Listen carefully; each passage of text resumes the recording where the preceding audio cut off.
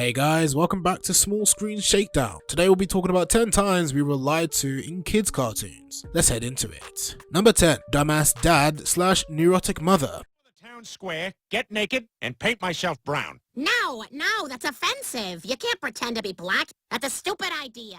Oh boy, we get to start off with a fun one. There's going to be a lot of sarcasm on this list. This is more or less every animated Fox show ever in the 2010s, and maybe even before that. Let's get the dad one out of the way. Okay, the trope was that in reality, back many years ago, women were considered idiots and men were considered geniuses. We all know that in today's world, that line of logic is not true. I hope people know that, but back then someone decided to subvert it and make the woman a genius and the man an idiot. What? It's a stupid idea. You're a stupid man. A stupid man. Ow! You're hurting me! Stop it! Stop! This idea worked, and it has become imitable till this day, which is why it needs to stop, because everyone does it. Gumball, Glenn Martin, Jim Neutron, Very Odd Parents, Family Guy, Simpsons, and too many more cartoons have done this. Stop it. It's not funny anymore. As for the mother, well, just watch Committed and you will get the problem. Also, you need to give me a reason for why she stays beyond I got pregnant. I can also add couples arguments here, more or less me saying why the f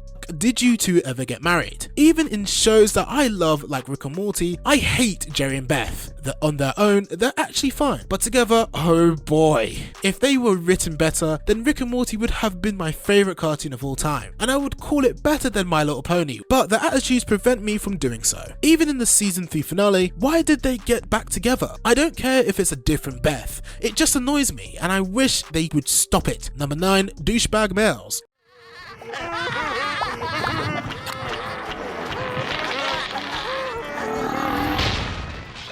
Fanboy and Chum Chum, Sanjay and Craig, Rocket Monkeys, Breadwinners, Bad SpongeBob, and you get the point. If your main characters are just two douchebags that don't have any difference in them, then your show is going to suck. And only on occasion like Adventure Time, Regular Show, SpongeBob and Ren and Stimpy are they actually good. Oddly enough, I've never seen this done on the female side. The closest we have ever gotten are Starlight and Trixie, but I actually love that duo. By the way, is Panty and Stocking the cartoon any good? Number 8, cliffhangers.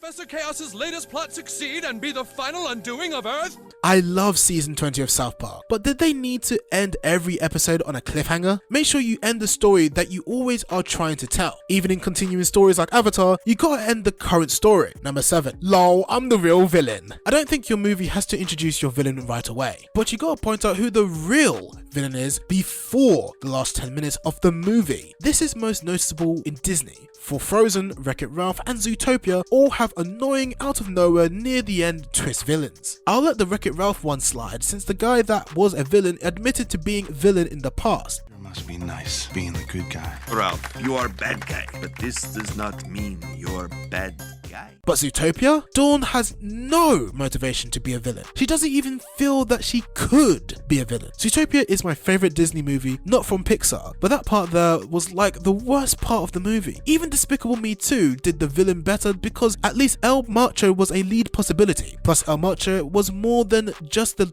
last 10 minutes of the movie. And it's getting to be way too obvious about these twist villains now. I knew the Smiler from the Emoji Movie was the villain right away because of her interaction. But you actually are not supposed to know that she's actually a villain until the last 10 minutes. But it's kind of too obvious to hide it. I'll give the My Little Pony movie credit. At least we know right away that the Storm King is a villain, which is why My Little Pony is way better than the Emoji Movie, because My Little Pony knows how to write villains. Stop writing villains in the last 10 minutes. Number 6, dance parties at the end of the movies, all TV episodes. Unless you're an episode like To Where and Back Again, or a movie like the My Little Pony 2017 movie or Wreck-It Ralph that actually stated since the beginning of each of their animations that there's going to be a party and that you actually build up to your party, I don't see why you need to end things on a party. Did the Emoji Movie build up to a party? No! The Emoji Movie did not build up to a party. Everyone does parties because no one knows how to end fucking animations anymore. Number 5, I only hurt you because I love you. You know what? Let's talk about something new. Let's say that this one boy, a kid, is gay and he punches this other guy, but people call it bullying. But if a girl did the same thing, it's love. Even though the boy loves this boy,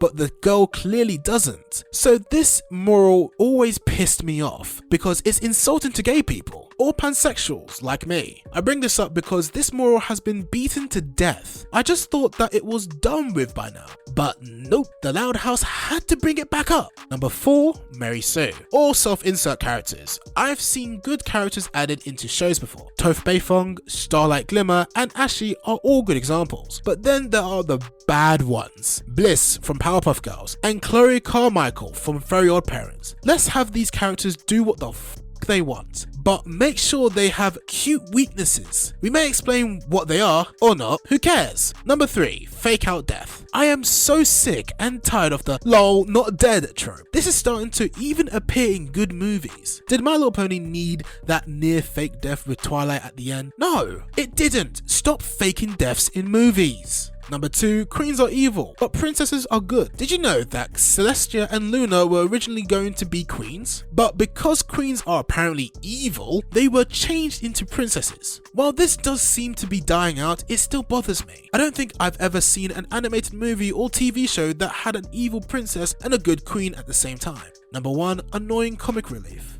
My name's Mater.